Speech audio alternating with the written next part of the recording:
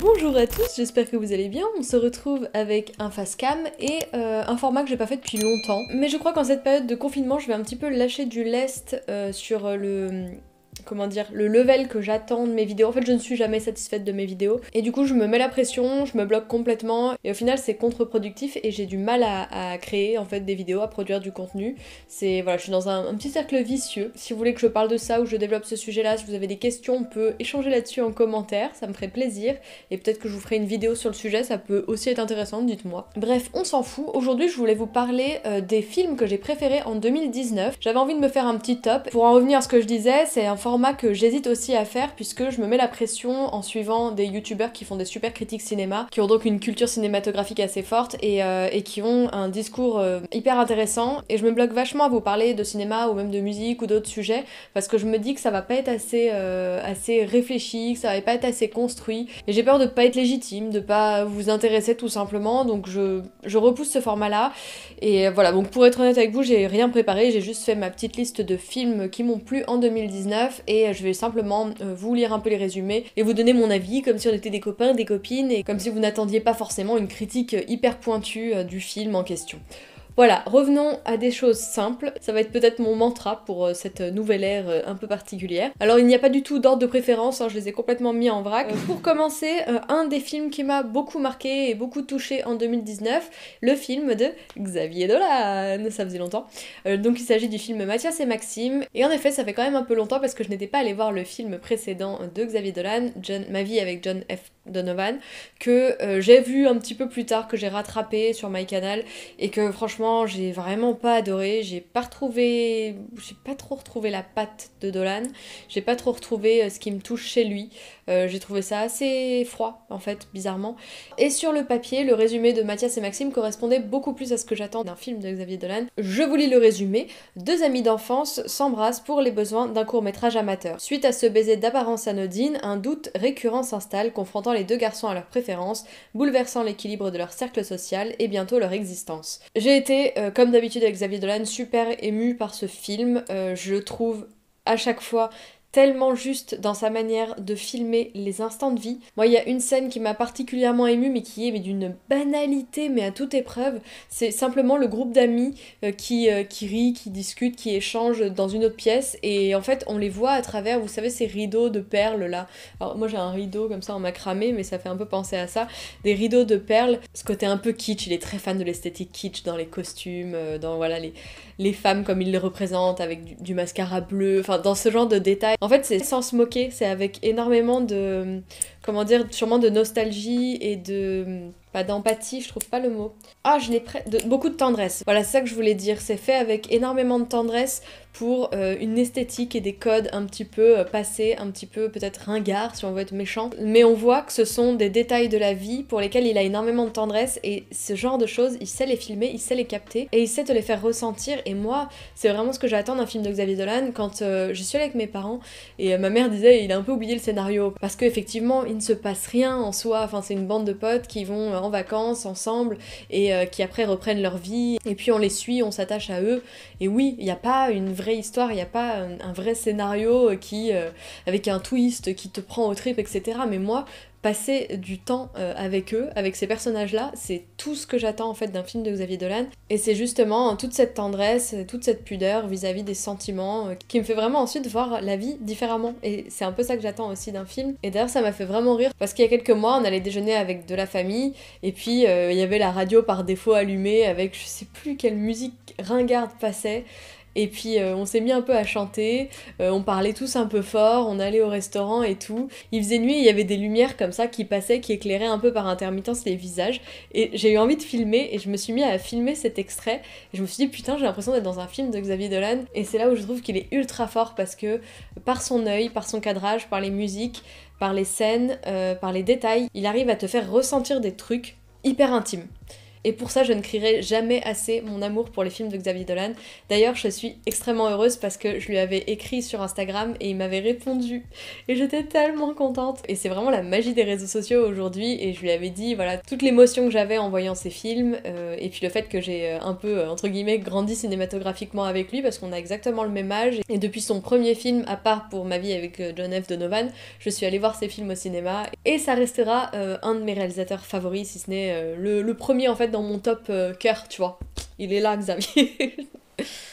Deuxième film que j'ai adoré, il s'agit du film Le portrait de la jeune fille en feu de Céline Sciamma avec Adèle Haenel. Alors depuis toujours, Adèle Haenel c'est une de mes actrices préférées, bon avant que là on en entende parler pour des raisons plus politiques on va dire. Céline Sciamma est une réalisatrice que j'adore, j'avais adoré Tomboy, j'adore son propos, j'adore les thématiques qu'elle aborde. On peut trouver des similitudes avec le cinéma de Xavier Dolan, même si Xavier Dolan je trouve qu'il filme beaucoup les hommes. C'est assez marrant, les femmes sont souvent les mères et sinon il filme beaucoup les hommes et Céline Sciamma sait filmer les femmes on va dire et Céline Sciamma a justement fait ce film qui est quasi exclusivement féminin aussi bien au niveau des techniciennes du tournage que au niveau des actrices. C'est un film par les femmes, sur les femmes et pour tout le monde et donc le résumé qui comme ça ne donne pas du tout envie je trouve moi personnellement mais il faut vraiment aller au-delà. 1770, Marianne est peintre et doit réaliser le portrait de mariage d'Héloïse, une jeune femme qui vient de quitter le couvent. Héloïse résiste à son destin d'épouse en refusant de poser. Marianne va devoir la peindre en secret. Introduite auprès d'elle en tant que dame de compagnie, elle la regarde. Tout ce film, je vais redire les mêmes choses que pour Xavier Dolan un petit peu, mais tout ce film repose sur justement ces jeux de regard, sur la relation entre ces femmes, la relation entre les femmes. Dans ce film, je trouve que les femmes sont représentées sous toutes les lumières. On peut aussi bien voir l'amante, l'amoureuse, l'amie, la mère, un peu endosser le rôle de sœur aussi. Chaque plan est véritablement un tableau. J'ai lu certaines critiques qui disaient que Adèle Haenel avait un ton et un phrasé en fait un peu trop contemporain pour un film qui se passe au XVIIIe siècle, mais je pense justement que c'est là toute la volonté de Céline Sciamma avec ce film, c'est de s'inscrire dans une époque qui nous semble lointaine, mais malgré tout ça, de traiter de sujets extrêmement contemporains. C'est une sorte de fable, c'est quelque chose qui n'a pas vraiment d'époque. Enfin, là, on te balance en 1770 avec les problématiques de l'époque où la femme est promise à un homme et on doit envoyer son portrait, rien que son image au mec, pour que le mec puisse plus ou moins valider la nana. Donc on est dans des codes extrêmement antiques, mais c'est clairement un prétexte pour nous montrer qu'aujourd'hui, on a peut-être plus ce problème-là précisément, mais on en a d'autres qui sont quasiment similaires proportionnellement à notre époque en fait. Et je trouve que c'est extrêmement intelligent de faire un film qui aborde le féminisme en se basant sur les problématiques d'une époque révolue pour montrer le chemin à parcourir encore aujourd'hui. Et donc c'est vraiment un film extrêmement fin, fort, délicat, puissant. Et moi j'avais un peu l'impression de me balader dans un musée, la musique est magnifique, il y a des jeux de lumière de fou, vraiment côté justement il joue beaucoup sur le clair-obscur, sur des feux, etc. Comme énormément de tableaux de cette époque-là. Et je trouvais ce film absolument magnifique, très très gros coup de cœur, j'ai très envie de le revoir. Troisième film que j'ai adoré, il s'agit du film de Nicolas Bedos, La Belle Époque, et j'ai été extrêmement agréablement surprise parce que, comme je vous l'avais déjà dit dans un vlog, j'avais énormément d'a priori sur Nicolas Bedos, voilà le personnage un petit peu fantasque, très provocateur, etc., médiatique et de télévision, et donc je n'avais pas vu son premier film, que je n'ai toujours pas vu d'ailleurs, Monsieur et Madame Adelman, c'est ça, parce que voilà, j'avais mes a priori, et puis voilà, je faisais ma tête de mule, et finalement, j'avais entendu beaucoup de bien de ce film La Belle Époque, et le pitch me plaisait énormément, et je vais vous le lire. Victor, un sexagénaire désabusé, voit sa vie bouleversée le jour où Antoine, un brillant entrepreneur, lui propose une attraction d'un genre nouveau. Mélangeant artifices théâtraux et reconstitution historique, cette entreprise propose à ses clients de replonger dans l'époque de leur choix. Victor choisit alors de revivre la semaine la plus marquante de sa vie, celle où, 40 ans plus tôt, il rencontra le grand amour. Et alors là, encore une fois, c'est un film extrêmement malin, puisque ce scénario arrive à trouver une idée pour te parler d'une histoire d'amour, comme d'habitude, vous allez me dire, mais d'une manière super détournée, un peu à la manière d'un Michel Gondry qui avait trouvé une manière ultra détournée, ultra poétique et voilà, du domaine de la science-fiction avec... j'ai oublié le nom, c'est pas vrai. Eternal Sunshine of the Spotless Mind. Donc je ne sais pas si vous avez vu ce film absolument extraordinaire avec Jim Carrey et Kate Winslet, où l'un des personnages est tellement triste de vivre cette rupture amoureuse qu'il décide de faire appel à un service qui efface de la mémoire tous les souvenirs pour ne plus souffrir, et voilà, s'ensuit une histoire incroyable. Là, je trouve que c'est un peu la même idée dans le sens où il te parle d'une histoire d'amour à travers les souvenirs des personnes et à travers une sorte de rappel de voilà pourquoi ce couple était tombé amoureux au début, qu'est-ce qui les a fait vibrer, et puis finalement voilà comment ils en sont arrivés à cette situation-là après 50 ans de relation à ne plus se supporter. C'est un film qui s'amuse beaucoup des codes du cinéma, mais avec ce film-là, il n'y a pas de science-fiction ou d'artifice impossible. On est vraiment donc dans quelque chose de réel, une sorte de jeu de rôle, un peu aussi à la Westworld. Si vous avez vu Westworld, c'est vraiment le côté terrain de jeu, grandeur nature, mais tous ces décors, ces costumes, ces artifices pour faire revivre au personnage principal son histoire d'amour des années 70, plus le fait qu'il y ait Doria Tillier, et on connaît l'historique de Nicolas Bedos avec Doria Tillier. Je trouve que ce film est ultra touchant pour sa mise en abîme. Donc ok, on suit l'histoire de ce couple, donc de cette histoire d'amour un peu en perdition, mais je trouve que c'est aussi une déclaration d'amour de Nicolas Bedos au cinéma, avec toute cette mise en abîme, ce jeu, ces décors, ces costumes, et aussi clairement une déclaration d'amour à Doria Tillier qui joue donc le rôle principal de ce film. Donc c'est assez complexe finalement pour résumer un peu tout, pour dire qui joue quoi dans le film et tout. C'est un petit peu complexe de résumer ce film là parce que comme dit, il y a une mise en abîme, il y a des personnages qui jouent des personnages dans le film, donc c'est un peu particulier à expliquer et à raconter. C'est donc pour cela que je vous conseille de le voir et de le mettre dans votre petite liste de films à voir. Quatrième film que j'ai adoré, il s'agit du bien connu Parasite, qui est un véritable coup de cœur. Donc je connaissais très peu le cinéma de Bong Joon-ho, j'avais déjà vu Snowpiercer, qui était voilà un de mes derniers énormes coups de cœur cinématographiques. Je le mets dans mon top ultime de mes films préférés. Et à part ça, et Okja, que j'avais vu aussi sur Netflix, qui avait fait donc la polémique au Festival de Cannes il y a 2 ans ou 3 ans maintenant, je ne sais plus. J'avais vu ces 2 films-là, donc sans vraiment faire le lien, sans savoir que c'était le même réal. Et comme ça, sur le papier, Parasite, ça ne me tentait pas plus que ça. Je vous lis donc le résumé. Toute la famille Kitek, je sais plus comment ça se prononce, est au chômage et s'intéresse fortement au train de vie de la richissime famille Park.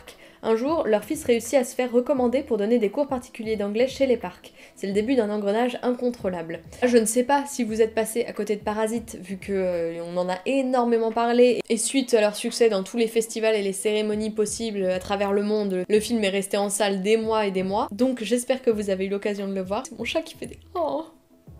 Excusez-moi, c'est mon chat qui fait des trucs trop mignons. Donc oui, Parasite, excellent film à tous les niveaux. Donc la réalisation est incroyable, le scénario est absolument génial, tu te fais balader pendant tout le film, tu ne vois pas le temps passer, je sais pas combien de temps il dure, 2h12, il dure 2h12 et tu ne vois pas le temps passer, il n'y a pas une scène qui ne sert à rien dans ce film, je l'ai adoré. C'est un film qui parle des classes sociales en Corée, qui fait des métaphores absolument superbes pour montrer cette différence de classe sociale, avec la maison des riches qui est surélevée, qui est en hauteur, il faut monter des escaliers pour y accéder, il fait beau, etc. Et la maison de la famille pauvre qui est en dessous, qui vit limite dans une cave, ils sont au ras du sol, etc. Enfin, il y a clairement plein de codes hyper intelligents qui sont planqués dans le film, et je suis ravie que ce film et ce réalisateur m'aient permis d'ouvrir un petit peu mon champ cinématographique, et j'ai fait un bon rattrapage de films sud-coréens, et il y a vraiment des pépites à côté desquelles j'étais complètement passée, donc merci à lui pour ça, et je trouve ça merveilleux qu'il ait réussi à démocratiser un peu ce cinéma pour les imbéciles comme moi qui étaient un petit peu renfermés dans leur truc. Autre film qui m'a vachement plu, c'est encore un film français. Il y a beaucoup de films français quand même, ou en tout cas francophones avec Mathias et Maxime, que j'ai adoré cette année. Donc le cinéma français n'est pas mort. Le cinéma français n'est donc pas que comédie et film avec Christian Clavier, nous sommes ravis. Alors le résumé du film Le Chant du Loup, pareil, il ne me donnait absolument pas envie, mais il est extrêmement bien noté, donc j'ai foncé tête baissée. Le pitch. Un jeune homme a le don rare de reconnaître chaque son qu'il entend. À bord d'un sous-marin nucléaire français, tout repose sur lui, l'oreille d'or. Réputé infaillible, il commet pourtant une erreur qui met l'équipage en danger de mort. Il veut retrouver la confiance de ses camarades, mais sa quête les entraîne dans une situation encore plus dramatique. Dans le monde de la dissuasion nucléaire et de la désinformation, ils se retrouvent tous pris au piège d'un engrenage incontrôlable. Oui, messieurs, dames, ça fait flipper. J'ai adoré ce film. Donc, dans ce film, personnage principal François Civil, Reda Kateb, Omar Sy, Mathieu Kassovitz, voilà que des gens qu'on aime bien. Moi, Reda Kateb, c'est un de mes acteurs préférés, il faut le savoir. Mais en fait, encore une fois, très agréablement surprise parce que c'est une thématique qui ne m'intéresse pas de base. C'est un film sur lequel je ne mise pas énormément d'espoir. Je me dis, bon, si c'est bien fait, je vais passer un bon moment. Mais finalement, c'est plus que bien fait. C'était un film assez haletant, c'est du genre thriller, film de guerre. Et en fait, on se prend vraiment au jeu. Au début, moi, j'avais un petit peu de mal. François Civil, j'ai un petit peu de mal avec lui parce que je trouve qu'il a quand même un physique, voilà, comment dire, un peu le beau gosse du collège, quoi, tu vois. Et du coup, je trouve qu'il est pas hyper crédible pour certains rôles. Et moi, j'avoue qu'au début, j'avais un petit peu de mal à y croire. Voilà, François Civil en mode dans un sous-marin, le mec sur qui tout repose et tout. Je suis là, mon dieu, mais ils vont tous crever. Mais finalement, voilà, j'étais mauvaise langue et il était très bon dans ce film. Et au fur et à mesure du film, je trouve qu'ils ont quand même bien creusé les personnages. Et finalement, j'y ai cru et c'est clairement un film de son. Tous les gens qui l'ont vu au cinéma m'ont dit que c'était vraiment une expérience sensorielle de ouf. Moi, malheureusement, j'étais complètement passée à côté du film à sa sortie. Je l'ai vu sur MyCanal et je me suis dit justement que ça devait être assez ouf de le voir au cinéma parce qu'il devait y avoir un son assez enveloppant parce qu'on entend vraiment hyper souvent les sons qu'on entend dans le sous-marin en fait. J'ai quand même trouvé qu'il y avait 2-3 petits trucs un peu grossier, on va dire, le mot est fort, au niveau du scénario et tout, mais j'étais tellement contente en fait de voir que le cinéma français se lançait aussi dans des films d'un genre quand même... En fait, je trouve qu'on laisse peu de chance au cinéma français d'aller vers ce genre de films, d'aller vers des thrillers, des films de guerre. On laisse ce genre-là beaucoup trop aux Américains, et c'est pour ça que j'avais envie de vous en parler aujourd'hui et de soutenir aussi ce film-là, parce que voilà, si on est tous là comme des cons à dire ah mais non, c'est un film français, un truc de guerre français, c'est mort et tout, et bah du coup on tue le cinéma français et c'est pas ce qu'on veut, surtout en ce moment, ça va être la merde. Donc voilà, je vous conseille d'aller voir Le Chant du Loup si vous ne l'avez pas vu. Autre film que j'ai adoré, il s'agit de Midsommar. Midsommar, énorme coup de cœur. C'est un film du réalisateur Ari Aster dont j'avais déjà vu le film Hérédité, film d'horreur aussi, horreur-drame, mais il s'agit quand même de films d'horreur-drame d'un autre genre, puisqu'il se passe 2 jours. C'est le truc hyper résumé et grossier. Non, il n'y a pas que ça. Il n'y a pas que ça, et je trouve qu'en ce moment, le genre horrifique... Enfin, je sais pas si c'est en ce moment, encore une fois, je suis pas calée dans les films d'horreur, donc j'ai... Ah, faut que j'arrête. Syndrome de l'imposteur, putain. Bref, je ne suis pas calée dans les films d'horreur, mais j'ai quand même l'impression que les films d'horreur, c'est souvent la caméra qui tremblote, ça se passe de nuit, il y a une ombre qui bouge, et on se fait chier. Donc ça fait plaisir en ce moment avec des films comme Us ou... non, pas Split... Get Out. Get Out qui était super bien. Il y a plein de films comme ça qui font grave bouger les codes et qui renouvellent le genre horrifique et qui me plaisent énormément, et Midsommar en fait partie. Tout de suite le résumé. Un couple traverse la Suède pour rendre visite à un de leurs amis et assister à un festival local. Mais les retrouvailles se transforment vite en un culte païen et sordide. En gros, ils vont plus ou moins dans une sorte de secte, on va dire. Enfin, sans spoiler. En fait, c'est difficile, je veux pas non plus vous spoiler le truc, mais bon, de toute façon, on se doute qu'il va se passer un truc chelou, on se regarde un film d'horreur, donc bon, voilà. Mais on est aussi sur un film qui dure 2h30, donc voilà, faut s'accrocher un petit peu. Je sais pas comment le décrire, en fait, c'est horrible. Non, mais c'est un film complètement perché. T'as l'impression d'être partir dans un trip avec les héros. Tu sais pas à quelle sauce ils vont être mangés. C'est hyper éblouissant, en fait. T'as des scènes comme ça, t'as l'impression d'avoir le soleil dans les yeux, quoi, quand tu regardes le film. C'est très bucolique à la fois, mais en étant sordide, et c'est complètement chez père. C'est vraiment une espèce de voyage onirique, horrifique et floral. Je ne sais pas comment vous résumer ce film, mais de toute manière, bah voilà, il faut que vous le viviez, il faut que vous le regardiez si vous aimez les films d'horreur. Et ce que j'ai adoré dans le film, c'est l'escalade vers l'horreur, en fait, parce qu'au fur et à mesure, t'as l'impression d'avancer, de reculer, tu sais pas à qui croire, qui est chelou, tu te dis ah bah non, en fait, il est peut-être pas si chelou que ça, et puis en fait si, puis non, enfin, tu te fais vraiment balader par le réalisateur pendant tout le film. Il y a de l'horreur mentale, morale, je sais pas comment dire, il y a de l'horreur aussi visuellement, et c'est un film vraiment ovni, d'un genre que je n'avais jamais vu par le passé, donc je vous le conseille si vous aimez ce genre de film, ou si vous aviez un peu abandonné les films d'horreur, et si vous en aviez marre de la caméra en mode vision infrarouge, caméra à l'épaule, allez essayer les films d'Ari Aster, ou les films de Jordan Peele qui sont quand même super intéressants, ou la série encore une fois Channel Zero, je ne le redirai jamais assez. Channel Zero, meilleure série de la Terre, je suis ultra fan.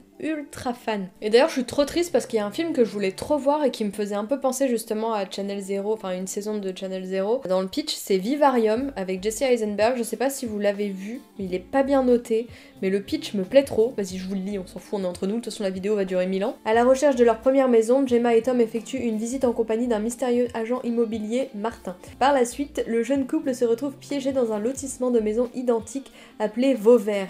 Et ça a l'air d'être une critique un peu acerbe du schéma où tu dois avoir ton pavillon, ta famille, ton chien et ton monospace là. Donc moi c'est une thématique que j'aime bien. Donc du coup je suis curieuse de voir ça. Donc si c'est un film réussi, ça peut être absolument génial.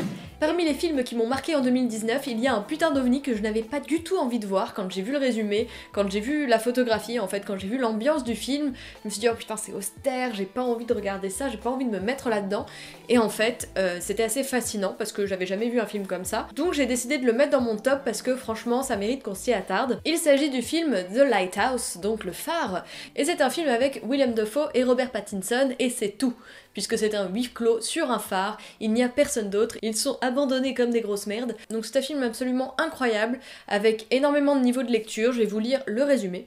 L'histoire hypnotique, c'est le mot, et hallucinatoire, c'est le mot, de deux gardiens de phare sur une île mystérieuse et reculée de Nouvelle-Angleterre dans les années 1890. Alors ce qui est incroyable avec ce film, c'est qu'on ressent énormément les sensations des personnages. Donc c'est vraiment l'histoire de ces deux personnages qui sont finalement abandonnés en fait sur ce phare. Donc ils plongent tous les deux plus ou moins dans une forme de folie, mais on sait pas, enfin vous voyez, c'est un film avec énormément de niveaux de lecture. C'est un film qui traduit excessivement bien les sensations des protagonistes, et tu ressens tout en fait, tu ressens ce côté pesant, sale, c'est humide, il fait froid, c'est austère, ils divaguent, ils boivent de l'alcool, finalement ils sont obligés de faire un peu avec et de s'entendre bien mais ils s'entendent pas bien, enfin c'est vraiment très particulier comme film. C'est un film du réalisateur Robert Eggers qui avait fait The Witch, donc moi je ne l'ai pas vu, mon copain l'avait vu et il m'a dit que c'était vraiment le même esprit, même si celui-ci était pour lui encore plus barré parce qu'il y avait encore plus de niveau de lecture, de choses, en fait moi j'aime bien quand même les films. Alors voilà, je vais pas dire j'aime bien les films où il faut réfléchir, c'est con, mais je veux dire, j'adore les films qui te permettent d'aller réfléchir à plusieurs niveaux de lecture, de te faire ta propre interprétation, qui t'en disent quand même assez, parce que je veux pas non plus, parce qu'il y a des films où vraiment on te laisse. Il y en a quelques-uns quand même, des films où il y avait vraiment très peu de sens, mais j'ai adoré du style, comment il s'appelle, Holy Motors. Donc ça c'est clairement un film que j'ai adoré dans le genre de film où c'est complètement fucked up, mais celui-ci c'est pas à ce point-là, je trouve quand même, faut pas exagérer. C'est un film qui a été très documenté et ça se ressent. Il y a un énorme travail, donc comme je vous l'ai dit au niveau de la photographie, ils ont utilisé une pellicule qui est au format des films des années 30. Ils ont également utilisé des lentilles de caméra qui étaient utilisées dans le cinéma des années 50. Ils ont reconstruit entièrement et à l'identique un phare pour les besoins du tournage. Apparemment le tournage a été assez éprouvant, enfin pour Robert Pattinson, il a visiblement assez difficilement vécu ce tournage. Au niveau du vocabulaire aussi, je sais qu'il y a eu un gros travail de recherche d'écrit, de carnet de bord en fait de gardiens de phare pour vraiment reconstituer au plus proche possible la vie au sein du phare. Et il y a toute une dimension assez mythologique aussi dans le film avec des apparitions, voilà, parce qu'ils ont des moments de folie, enfin je vous spoil pas, je vous dis qu'ils boivent, que le film il est perché, forcément qu'il y a des trucs un peu chez père pendant le film. Et j'ai oublié de vous dire que le film était en noir et blanc, ce qui est quand même assez, c'est pas essentiel, mais c'est quand même assez notable quand même pour un film, de se dire qu'il n'y a pas de couleur, donc ça rajoute clairement au côté austère, et ça participe aussi à te montrer que voilà, ça se passe dans le passé quoi, tout de suite t'es projeté entre le matériel technique visiblement utilisé sur le tournage, le travail sur les costumes, le travail sur les décors, t'es vraiment plongé dans une ambiance très authentique. Je sais qu'ils ont tourné tous les intérieurs quand même en studio parce que t'as pas assez de recul dans des phares pour tourner, c'est trop compliqué évidemment, c'est trop petit. Et les réalisateurs ont aussi fait beaucoup de recherches sur l'argot qui était utilisé à l'époque pour être vraiment au plus proche des expressions et de la manière de parler des personnes de ce milieu social et aussi le vocabulaire de la marine. Et le fait aussi qu'il y ait uniquement deux acteurs, enfin il y a quelques scènes de monologue et il y a une dimension très théâtrale, pareil, enfin le fait aussi qu'il y ait qu'un seul décor, enfin il y en a plusieurs parce qu'il y a plusieurs étages, plusieurs niveaux évidemment dans le phare, puis il y a des extérieurs, mais vous voyez ce que je veux dire, ça reste une forme de huis clos qui fait donc penser un peu à une pièce de théâtre aussi. Et c'était un film, voilà, ovni pour moi, ça reste quelque chose d'assez indé, entre guillemets, enfin voilà, pour des passionnés de cinéma ça l'est peut-être pas, je sais pas, mais voilà, c'est clairement pas le genre de film que tu vas voir au ciné le dimanche après-midi pour te distraire avec tes enfants ou tes petits cousins, tu vois. Donc ça reste quand même assez spécial, mais c'est un film vraiment coup de cœur parce que je me suis pris une claque. Je m'attendais pas à passer un bon moment en fait, et je m'en suis pris plein les yeux. Il y a aussi des jeux de lumière, il y a des choses qui se passent la nuit, il y a ces lumières du phare qui parfois traversent vraiment cette pellicule en noir et blanc et ça crée vraiment des formes d'apparition et c'est très joli. Faut quand même être dans un bon mood pour lancer le film, moi je vous le cache pas parce que sinon tu sors de là comme les acteurs, tu vois, on s'entend la vieille huître et un fond de whisky dégueulasse. Mais si vous êtes passionné de marine, un poil dépressif et passionné de films en noir et blanc, allez-y. Non mais je plaisante, mais j'espère quand même vous avoir donné envie de regarder ce film parce que c'était très très intéressant et très très beau. Et pour terminer, un film que j'ai vu il y a 2 jours, il s'agit du Mans 66. Et bah écoutez, c'est encore un film qui dure 2 heures je crois, voilà, 2 heures et demie. Je n'ai pas vu le temps passer, alors il faut peut-être un minimum d'intérêt pour la voiture ou les sports automobiles, je ne sais pas. Moi j'ai pas un intérêt de ouf pour ça, mais mon frère est un grand passionné de voitures anciennes et du Mans aussi, il va au Mans quasiment tous les ans, depuis des années. Donc, par dépit on va dire, je m'y connais un petit peu en voiture, tout ça. Et du coup c'est quand même une thématique qui m'intéresse, que mine de rien, les voitures ça fait aussi partie de notre histoire, de l'évolution, le design, voilà, la société industrielle, etc. Donc je trouve ça intéressant, même d'un point de vue historique tout simplement. Et le Mans 66 met quand même en avant cette quête de prouesse, d'efficacité, de technique aussi, voilà, se dépasser dans la fabrication de ces voitures, parce que finalement j'ai plus ou moins appris avec ça, parce que pour moi les 24 heures du Mans, voilà, c'était une course automobile, mais finalement à une époque, je sais pas si c'est vraiment le cas encore aujourd'hui, mais c'était clairement un concours entre les marques de voitures pour celui qui allait réussir à produire le bolide le plus puissant et le plus fiable en fait, capable de tenir pendant ces 24 heures, et finalement c'était un défi technique les 24 heures du Mans, et de ce point de vue là je trouve ça très intéressant. Donc en fait l'histoire de Le Mans 66, le pitch. Dans les années 60, les constructeurs Ford et Ferrari se livraient une guerre sans merci. À cette époque, Henry Ford II reprenait l'entreprise familiale de son grand-père avec pour objectif d'imposer les voitures américaines sur le marché européen. La rivalité entre les deux constructeurs connut son apogée lors de la course du Mans 1966. Et finalement, j'ai trouvé que le film était super bien fait. En plus, il est avec Christian Bale et Matt Damon. Je suis pas très fan de Matt Damon, mais j'aime beaucoup Christian Bale. Et il y a aussi John Bernthal, qui m'énerve. Il est tout le temps dans des seconds rôles. J'adore cet acteur, c'est le Punisher, vous savez. Et Shane aussi, de Walking Dead. Donc voilà, il est toujours dans des seconds rôles, ce mec, alors qu'il est ultra talentueux et charismatique. Et écoutez, j'ai vachement aimé le film, j'ai appris plein de choses, j'ai passé un très bon moment, j'ai trouvé que les personnages étaient très atypiques, le côté mécano anglais complètement hors des codes, qui en a rien à foutre de personne et tout ça. J'ai trouvé que les personnalités étaient intéressantes, et moi j'aime bien les biopics quand même, enfin j'aime bien en apprendre voilà, sur l'histoire ou sur des gens qui ont existé à travers des films. Et si le film durait 2h30, que ça parlait de sport auto, mécanique, et que je n'ai pas vu le temps passer, franchement, je trouve que c'est déjà une prouesse technique. Et si vous êtes intéressé par le sujet, je vous le conseille. C'était, je trouve, un très bon film de 2019. Je vais pas le mettre dans mon top, je sais pas, je l'ai mis là parce que je l'ai vu il y a 2 jours, mais je vais quand même pas le mettre dans mon top parce que c'est un peu particulier. Dans les autres films de 2019 que j'ai vus, que j'ai pas adoré, mais qui étaient quand même super bien, donc il y a Us, qui est un film donc d'horreur de Jordan Peele, qui est super intéressant aussi, qui joue des codes du film d'horreur, et un petit peu à l'instar de Midsommar, et que je mets pas quand même dans mon top, parce que bon, j'avoue que je m'attendais à un truc un peu plus grandiose en fait. Voilà, même. Bon, je vais pas vous spoiler, mais je n'ai pas envie de le mettre dans mon top.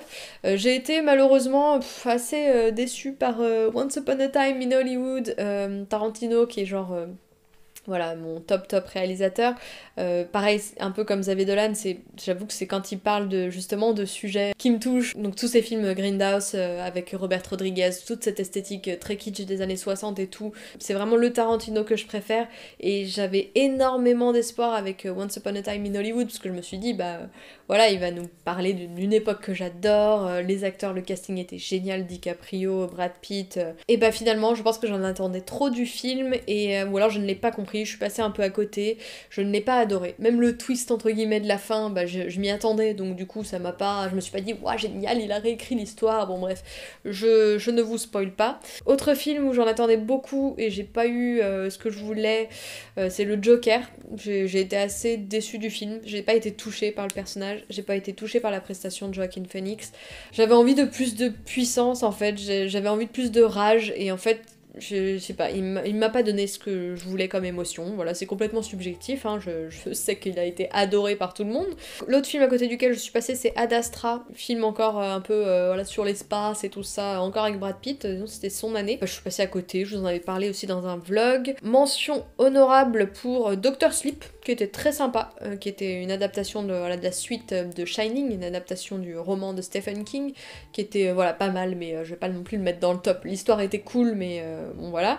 Marriage Story, qui était cool aussi, avec Adam Driver et Scarlett Johansson. Très bon film drame amoureux. Les films que je n'ai pas vus et qu'il faut que je vois, qui étaient dans les tops de beaucoup de gens, Les Misérables, que je n'ai pas vu, et Rocketman, mais moi je ne suis pas comédie musicale, j'ai du mal avec les films où il y a beaucoup de chansons, donc je vais avoir un peu de mal, je suis pas une grande fanat d'Elton John. Donc bon, on verra, hein, mais je pense qu'il faut que je le voie quand même. Voilà pour cette vidéo, et voilà pour ce top. J'espère que je ne vous ai pas endormi, parce que j'ai l'impression d'avoir parlé pendant 1000 ans. Dites-moi si ça vous plaît, dites-moi si vous voulez que je fasse plus régulièrement, que je fasse avec d'autres sujets, enfin voilà, mes films préf, je sais pas, films d'horreur préf, films d'amour préf, films LGBTQ+, préf. Voilà, je peux faire des thématiques sur les années ou sur les genres. N'hésitez pas à me dire en commentaire vos coups de cœur cinéma de 2019, je suis toujours preneuse pour voir un maximum de films. Je vous fais plein de bisous et je vous dis à très vite. Salut!